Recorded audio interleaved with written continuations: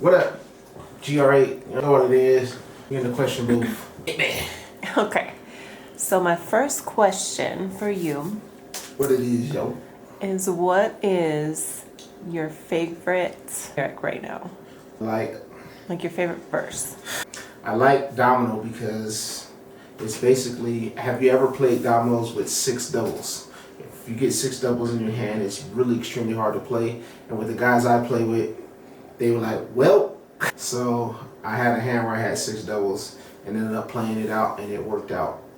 But it was so extremely hard. And that's kind of like a metaphor for like how it is with music and life for me. So I played my six doubles and I made it work. And now I'm making it work. So, but the lyric, the rhyme that I think was dope is from the hood trying to bubble, working hella hard like playing with six doubles, domino. I keep on slamming on the table, beating till my fingers is bleeding. I know he's able, and worried about no pesos. Fans love what I say, so hate I absorb and send it back. Cable. That's a Marvel reference. They marvel at the way they made me an X-Man. I am no longer human. The mutagens in my skin. Sick with that lyrical, spiritual, not typical, ritual, not physical. Master the rock, critical. Eat beats like cereal. Clearly, I'm not digital. Miracle, hop, flipping flow. Old school, hop, hipping, yo. I sound crazy till you go, yo, in hip hop, school's old. Flows flipping hot, miracles, let's go. Then I rub it in and get beats on blaze, so I blaze on beats. Whether back or forth, I take it straight to the streets with a dum dum dum dum. That part, yeah. Wow. So Domino's pretty dope. One of my favorite rhymes right now. And if you ain't heard it, you're missing out. Go listen to it. Peace. All right. Stop it. So I don't have one. Okay, so my first question is what sparked your initial passion for music and how do you think that's evolved over time? I think from what I can remember, the first thing I remember that sparked my passion for music was watching my dad, my aunt, and my uncle all play at my grandfather's church. So my dad would be on the organ, my aunt would be on the drums, and my uncle would be on the piano. And they'd be playing, or the guitar, or whatever it was. And they'd be playing for a whole song, the whole church is rocking. And then when the song ends, they all get up and rotate to the next instrument. And in my adolescent childhood, I was like, that's dope. And I thought it was normal until I got out into the real world and I was like, that is not normal. And it is stuck with me. So like I started off on the drums, then I went over to the bass, and then I started on the drums, and I went to piano, played a little bit on the guitar, didn't really like it as much as the piano, and when I started producing. And with the production, I started going nuts into all these different kind of styles and different genres. And I'm currently learning the bass, and I'm having fun with it. That's what really sparked it. Let's go. All right, so can you tell me or just recall a specific moment or artist that inspired you to pursue a multi-talented approach to creativity? There's a couple of them. I grew up watching my boy Keon, aka Nathan Nice, and he was killing it on the rhymes. He was super funny. He was dancing.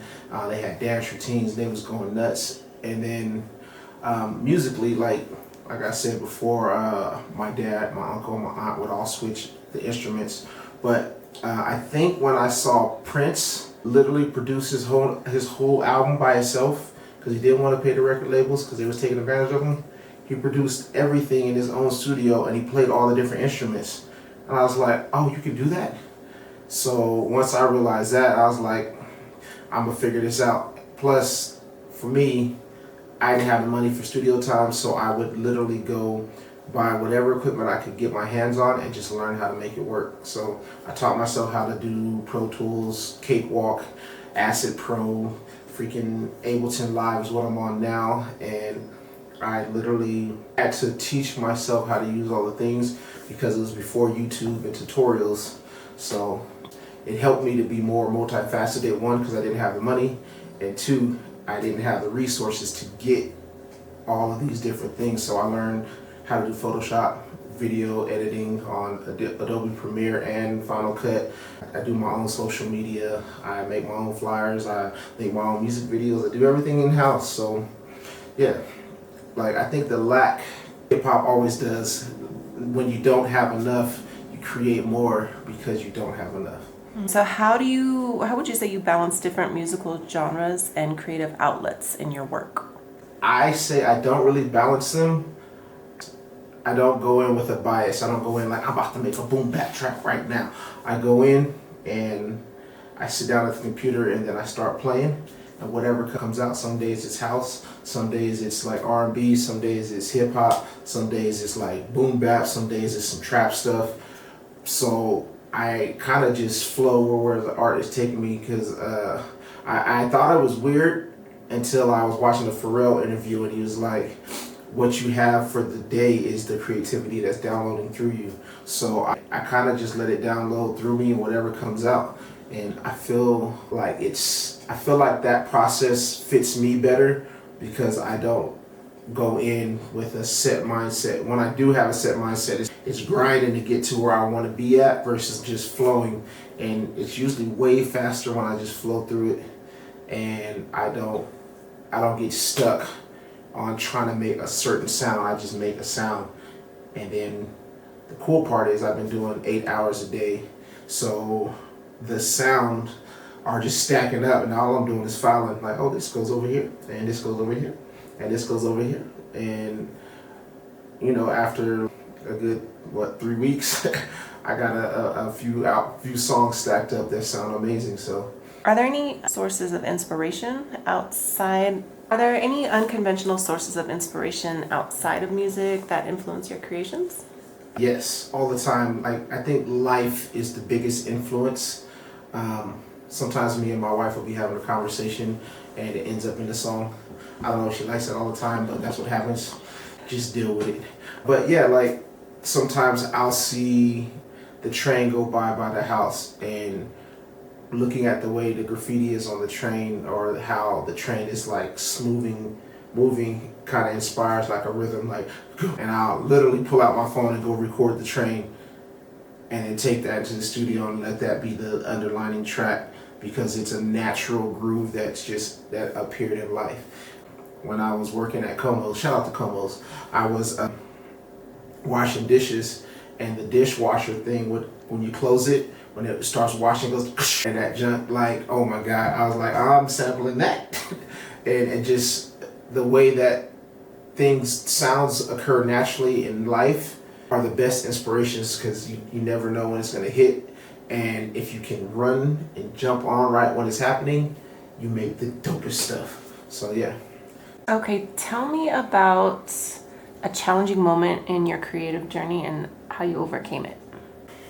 I feel like the most challenging moments in my journey was when I was working with this group called Format. They actually put me on, and we got signed, or we got a manager. She did all this stuff to get us signed with a record deal with Capitol Records. Or no, not Capitol, Universal. We're gonna get signed to Universal. We put in all this work. She flew this guy named Bryce Vicks. Shout out to Bryce Vicks. He's Ashanti's choreographer, and he was working with us, had us doing choreography. This is what we learned Focus Juice. So if you know what Focus Juice is, you know what it is. But yeah, he got us right, got us ready for the audition. We do the audition, we kill it, and we're like, literally the paperwork is in front of us. As soon as you sign it, they want you guys on Universal Records. It's a 10-year contract, and this is right before streaming hit. And we're like, we got it.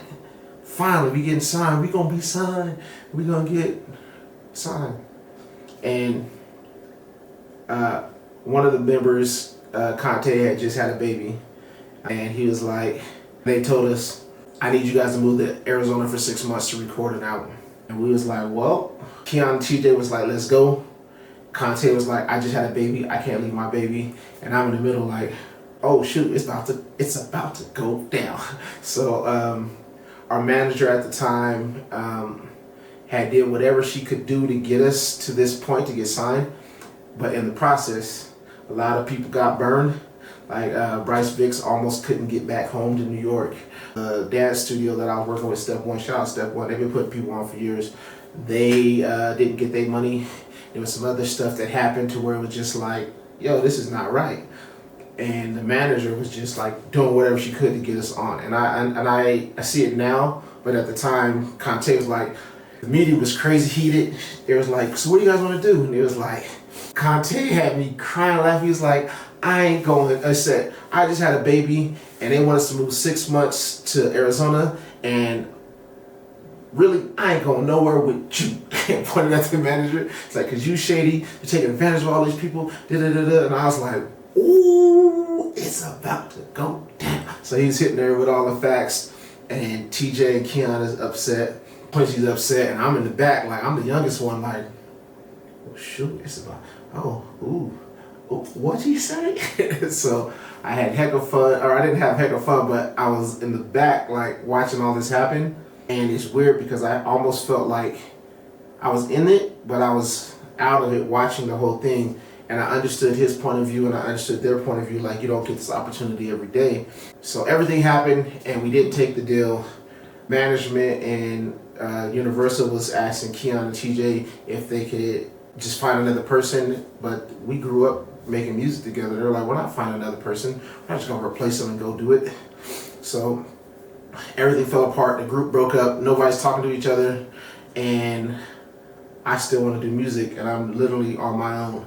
Like, no one's talking to each other, like, at all. So I had a little 4-track, and I just started making stuff. And then I moved back to Stockton, which is the Black Hole. Shout out to the Black Hole. And when I moved back to Stockton, my grandmother had a Windows 95 computer, and I went and got a Radio Shack mic. And I met my homie Azio Gonzalez, and we went to work in my grandmother's back room because I got Cakewalk. I pirated Cakewalk. Shout out to the people who pirate the program, so we need you to get us started. We ain't balling like that. So made it work, and we started making stuff. I made a couple albums, and I learned how to burn CDs, and it was a rap. Like, I was burning CDs from the back room, jacking beats, rhyming over them, and then just selling them everywhere we went. So I think that was probably the hardest struggle I had to overcome, is going from a group where everybody handled everything and I just kind of did my thing, to being on my own and having to figure it out. But I figured it out. I'm still here, still rhyming, you know what I'm saying? So yeah, we doing it. So which instruments or musical elements do you find yourself consistently drawn to? I know it's controversial for some people, but I think the turntables is an instrument in itself. And if you learn how to play it right, you can move the party by yourself. I think another instrument that I feel like I'm drawn to because of hip hop is the MPC. And the way you play that is a completely new form of creation. You can play it as a drummer, you can play it as a musical composer, you can play it like so many different ways that it's crazy. So I think the turntables, the MPC, the bass guitar is one of my favorites right now because I'm learning to play the bass. The keyboard, I've been on that for years, I love it. And then the actual drums. So those are the instruments that I'm drawn to. And you know, if the drum track is funky, it moves the room. No matter what anyone says, they can't deny a dope drum track. So, how do you approach collaboration with other artists, and what do you think it adds to your creative process? I approach collaboration with other artists. Honestly, I look at it as a way to play. So, like, I work with this amazing artist named Issa Gun, and like she'll come in and we'll just start creating and hitting stuff, and I'll be like, "Yo, you got something for this?" And she'll throw a line at me, and I throw a line back, and we'll just build. It's a chance to play. Like I'm not. When I collab with somebody, it's never like it has to be my song. It's gonna sound like this. It's like, nah, whatever happens, happens. On a doper note, I had a collaboration with KRS-One, the teacher. Yes, BDP in the building type stuff, and it was amazing. And it happened on a whim because I went to a lecture he was doing in Sacramento. It was an amazing lecture. He was talking about giving value and how we give ourselves value. Like he said, if I have this card, it's a 6 of clubs, and it was just a random deck of cards laying in the space where he was having a lecture. And he's like, if I make a song or an album based off this card, how much you think this card would be worth now? Because originally it was like the card is worth pretty much $2.50. But how much do you think this card would be worth after that? And everybody started throwing out ridiculous numbers, and I was like, man, that's dope. So it goes through the whole lecture, And right at the end of the lecture, he goes, they're asking questions, and I have a CD with like 25 beats on it, and I'm like burning a hole in my pocket, and I just want to ask them.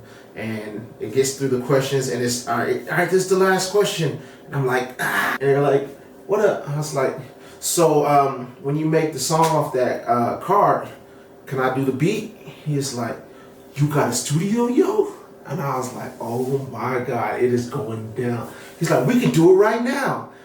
And everybody in the room gets hyped. And I pull the CD out, I give it to him, and his management was like, no, we can't do this right now. We can do it tomorrow. And I was like, yo, that's crazy. So I gave him the beat CD. He takes it and he goes and he listens to all the beats and he chooses the one he wants, and then he comes out. He comes out to Del Paso Heights. So shout out to the Heights, that's where I grew up.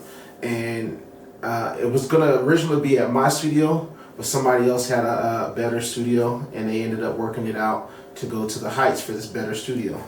And technically it was like more sound. He had Pro Tools and a bunch of other cool stuff. So KRS-One, we meet up at this in the Heights, like somebody's front yard, and my boy from Grant is cutting his brother's hair in the front yard. KRS-One walks up, what up? Can I get a lineup, yo?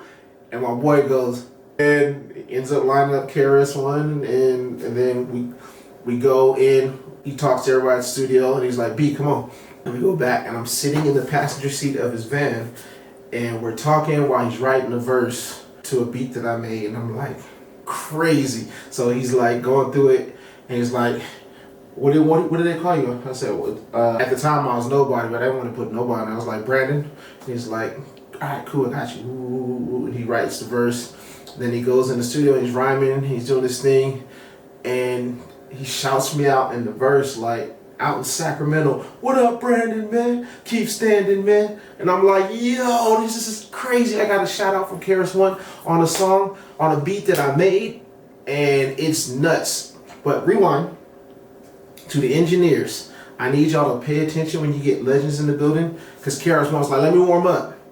And he spit like crazy freestyle, like he just rhyming, just warming up. And the engineer took the freestyle and put it in the trash bin. And I was like, no, nigga, give me that. So I took the freestyle out of the trash and he put it to the side for me. And then he goes again and he's killing it. And then he does the song's done. And another dope lesson, insecurities will make you almost fumble an amazing moment. I was too scared to put the song out. How? I got KRS-One on the track, shouted me out, and I didn't put the song out. Like a good 4 or 5 years passed, and I still have this song, and I stumbled across it while I'm making beats. I'm like, what? And I still have the original vocals, everything. So I was like, I almost didn't put this song out, but then again, everything happens for a reason. I package it up, make it, and I put it out, and the song goes crazy. And my boy Bush was like, yo, let me make a remix of that. And I was like, all right, so let me jump on the remix. He didn't want to make a remix, so let me jump on the remix. I was like, cool. He's like, what? I got this homie Stan the Man, and he makes dope beats out in New York. So Stan the Man made a remix beat. Bush got on it, and Bush's homie Moon, what is her name? Oh, Bush's homie is like, yo, I'm in the temple of hip hop, and we can get KRS-One to do the video with you guys. And I was like, what? So almost whatever amount of years later, KRS-One's coming back to SAC, and we shoot a music video for it. Shout out to Matt Flores for shooting the video, B-Boy Morris for showing up and breaking with us. We had B-Boy Kobe in there rocking hella hard. So Break Bread in the building. It was a Fallen Kings Rock Force collab that was crazy. So video's dope. It's got DJ Cool Cuts in the back scratching because he did the scratches for it. Rewind the part that goes, me and my mates want to say around the world what a catalog of rap songs. I didn't know, Cool Cuts didn't know, but the guy who says that is a rapper that lives in Sacramento that we sampled on the hook. And he's like, yo, that's me, that's me. And they sent me a video of him like, yo, that's me, that's my song. And so it was a super Sacramento collab with KRS-One, and it was just dope. So Shout out to everybody involved. I don't know what the original question was, but that was my favorite collab so far, and it came super randomly, and I think it's being at the right place at the right time, and then letting it flow. So, yeah, all day, KRS-One featuring DJ, or KRS-One all day, GR8 and DJ Cool Cuts. You know what it is. Let's go. Are there any cultural influences that find their way into your music? Yes. I don't know if you guys know or not, but hip hop is a culture. It is not just a dance form or like some rhyming stuff. Like the MCs are a part of hip hop culture. The hip hop culture established elements is MCing, DJing, graffiti, and breaking. Yeah. So those are the four elements of hip hop. Some people argue beatboxing and knowledge, but the four that are like established, those are them. And it's a culture that's around it. So I was in the dance community for a very long time, and I feel like the only thing that's missing in the dance community is the other elements. Like the culture is what makes hip hop, not just, oh, I can dance. Because if you're just dancing and you're not connected to the culture, you're just dancing. So. How do you stay connected with your audience and adapt to changing tastes in the creative industry? I feel like I stay connected by just going out and being with the people. Like, if I go kick it with the little homies that are making new songs, I hear what they're doing, and if I am not stubborn and being like, that ain't hip hop or that ain't music, that's trash, then I can't enjoy the music for what it is. I was watching an interview with J. Cole, and he was like, I'm just a hater. I had to tell myself I'm just a hater, and I was like, dang, I wonder how many OGs is walking around just being haters because it's different than what they were doing. But at the time, when they was hot, they was doing something different than the generation before them. So it might not be hip hop in the purest form, but it's what they're doing now. And what I'm starting to learn and starting to adapt to is more of accepting the music for what it is and not trying to make it what it's not. So I feel like that's keeping me adapting and keeps me flowing. Plus, when you start making beats that slap super crazy hard, it just makes it. I feel like as a producer, I'm making R&B, I'm making boom bap, I'm making like some club stuff, I'm making house, I'm making dubstep, I'm really in these genres, like creating all this stuff. And after a while, those elements start to blend into each other, and it just starts creating a different sound. So I don't want anyone to hate on my sound because I'm making something different. So how can I hate on somebody else's sound? Because they're making something different. What role does technology play in shaping your sound and creative projects? Man, technology has been advancing so fast that it's playing a great role in my creative process because I remember when I used to have to get a Radio Shack. I had a Radio Shack mic when I started, and that mic was terrible. And when I would record, I would have to put so many effects on that mic to make it sound decent that it was like, oh my gosh, this sucks. So I don't know if you guys know, but on the side, the astronomical to get great sound. So there's microphones for like $10,000 microphone that Drake and Kanye use, and then they need another $10,000 like or it's $7,000 Tube Tech plug-in. It's not even a plug-in, it's an actual compressor that they run that through to make it sound even better. And then you have Pro Tools or whatever DAW you're using, and the cost just goes up and up and up. So the thing I love is technology is catching up so fast to what the industry standard is. Like, there's a microphone called a Neumann, and that mic is standard. Like, yo, if you got a Neumann, you sound great. Or if you have a Sony 800G, you sound amazing. And there's a thing, what is it called? Antares Auto-Tune people, they made this thing called the mic mod. And you can take whatever mic you have and mod it to sound like whatever mic you want, because technology is caught up to the 1970 standard of great microphones. And a lot of people argue like, you can't do that. But I'm like, I've done it and I'm doing it now. And it's crazy dope to hear the results for a fraction of the cost. Another good example is everybody hates on Temu, but I bought this mic on Temu because I was going to hate on it. And it was a replica of the Neumann, I think 102. And I was like, this mic is, I'm about to hate on this mic. I'm gonna do a video and I'm gonna just talk trash about how you can't get good sound out of these trash mics. And the mic was, what, $3? And I got the mic and I was like, okay, I plugged it in and it was so clear and so clean. I was like, no way. I plug in my real mic and I'm like, oh my God, this is like, it's better than my real mic. And I've been using that $3 mic ever since. And it's ridiculous, like how clean it is. But then I thought about it, the Neumann that I use was a mic from the 70s. That was an amazing mic in the 70s. It set the industry standard in the 70s. It is 2023. I'm sorry, it is 2024. How many years is that? You don't think technology is caught up with a microphone yet? If you guys are still stuck in that mentality of mics have to sound, this is the industry standard and you have to use this mic. And I'm like, but the technology is past that mic already. And it's well past it. Another good example is this program I use called Xvox. Xvox is, it's XVOX. It's really dope and it's a mic what do they call it? It's like a vocal chain. And I put it on my vocal track and it has all of the things that I would normally put in a vocal chain.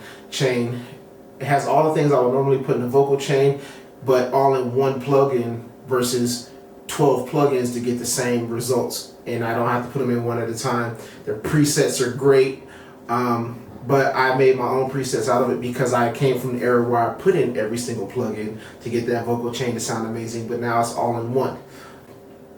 Technology is so far advanced. They have AI mastering tools now, and a lot of the engineers are hating on it, but these AI mastering tools are amazingly good at what they do because they are taking all of the knowledge from 20, 25, or rewind 50, 60 years of audio engineers, and they're giving you a great place to start.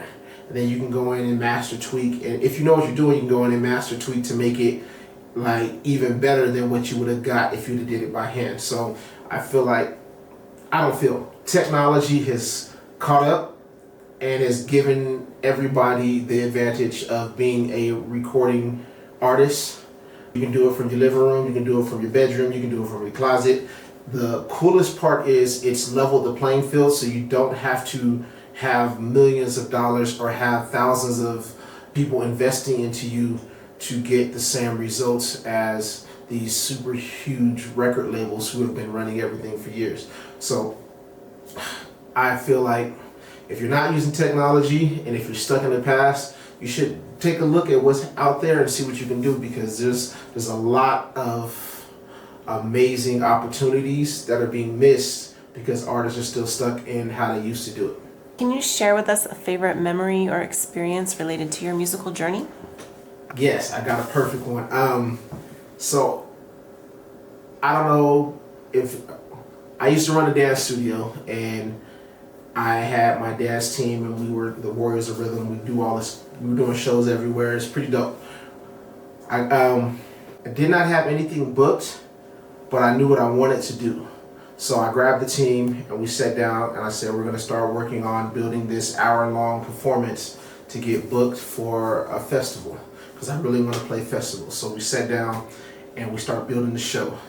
And like, we built this whole hour-long show, and there's one part in the show where I'm like, hey, you guys really have to engage and do whatever. And the song was super outside of the hip-hop and the stuff that we're used to doing.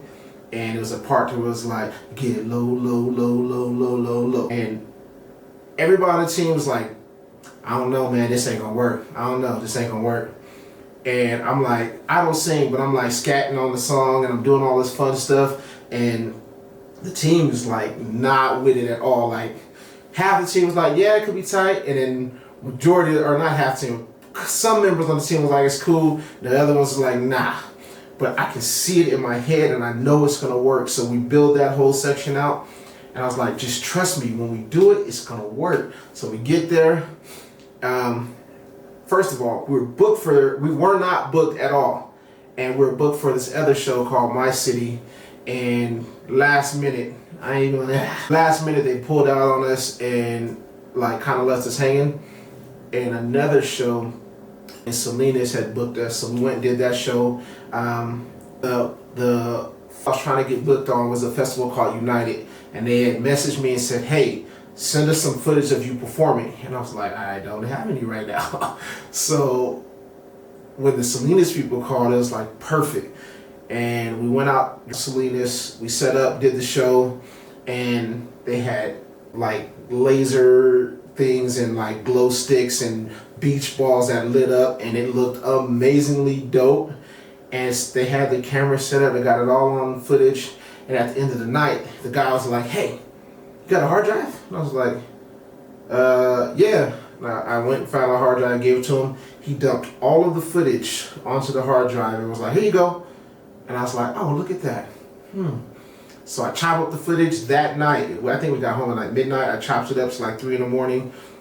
I sent it over to Europe, and United was like, yo, this is tight. How long you want to do? And I was like, 30 minutes. Because I didn't want to do a whole hour, because I wanted it to be super potent versus like a whole hour to be a bunch of fluff. So we set it up. We had all kind of cool moments happening throughout the whole show. And we go out there and we kill it. And the part that everybody was hating on was the best part of the show. And they was like, yeah, I didn't think it was going to work, but you was right.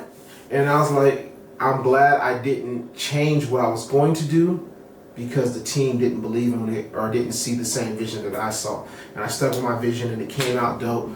There was another part of the show that I got some pictures from that are freaking dope. Maybe I'll be like, check this out. This part of the show, yeah, that my boy Keon was supposed to come, Nathan Nice, and he wasn't able to come, but I left his verse on. I was like, look, this is what I'm gonna do. I'm gonna do my verse, and when Nathan Nice verse come, I'm jumping in the crowd, I'm crowd surfing. And the team was like, you stupid, you ain't doing that, whatever. And I was like, watch. So we're doing the show.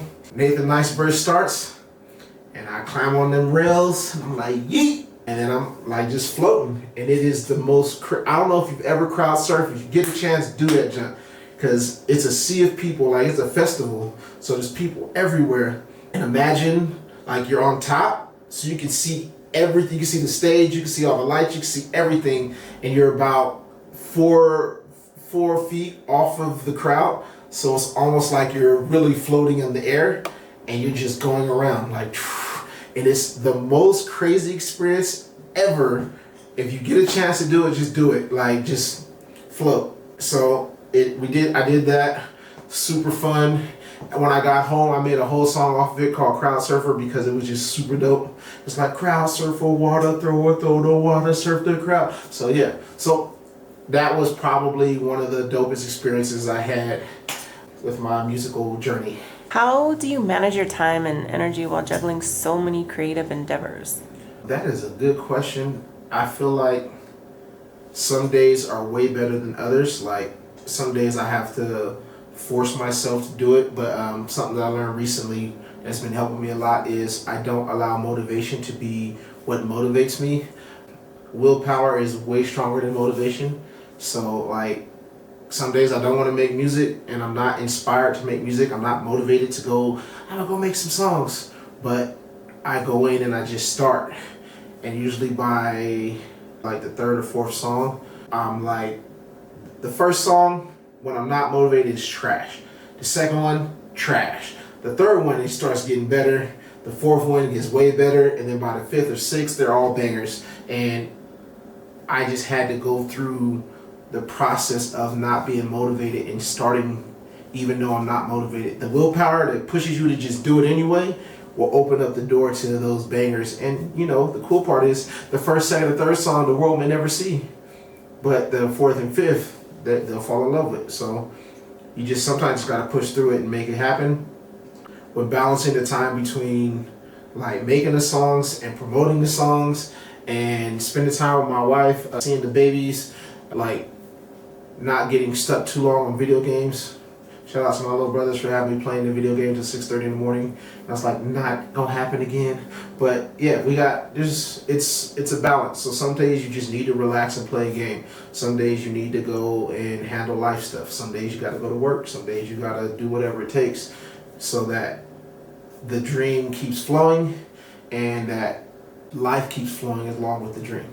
Have there been moments of self-doubt? And if so, how do you navigate and overcome them? Definitely lots of moments of self-doubt. How I overcome it is I kind of go back and see where I've overcome the self-doubt in the years before. I've just been a lot of times where I've been asked to do shows or asked to do something that I don't think I was ready for. And then I look back and I'm like, dang, I already killed way better than that. Why am I tripping? Or I look at my peer group and I see like what they're doing. Or I even look at my students because I've trained like students like Keita right now is on tour with Kendrick Lamar. Like this is one of the kids I watched grow from like 6 years old to like 20 something now or 21, killing it right now. And then TJ is like my mini me. Everything that I learned, I gave to him. And this fool is the music director for Jabberwockies and one of the lead dancers for the crew. And I'm like, okay. He learned how to make beats with me. He learned how to dance with me. He learned how to kind of keep his head focused and do what he's supposed to do with me. So it's like, if he can do it, I know I can because he got the tools from me. And I look around at all these amazingly talented dancers that I work with and that I've been in contact with, and I'm watching them win at the highest levels. And it just reminds me like it's in me. Just stop doubting yourself and go do it. And even if a good example of that is, even if you're afraid, do it afraid. Like, and fear is more afraid of you than you are of it. So as soon as you face your fears, it's like, oh, that was it? That's all you had? Peace. And you're on to the next one. So I know artists are very sensitive about their craft, but I'm learning to not be so sensitive and just work. Once I started believing in what I could really, really do, and just started working, like all that sensitive stuff is like, yeah, I'm sensitive about it, but your opinion really doesn't matter to me because you're not doing what you love in life. So why did your opinion matter? And the coolest thing I noticed was all the people that are doing what they love in life are not hating on people who are doing what they love in life. They're like encouraging you, like, yo, that's dope, but if you switch this, you get this, and it'll help you get to this level. They're always giving a hand up because they're already doing what they love and they've achieved at such a high level that it makes it easier. So the difficult moments come up here, but if you know who you are, you know how to navigate past those and just keep working. So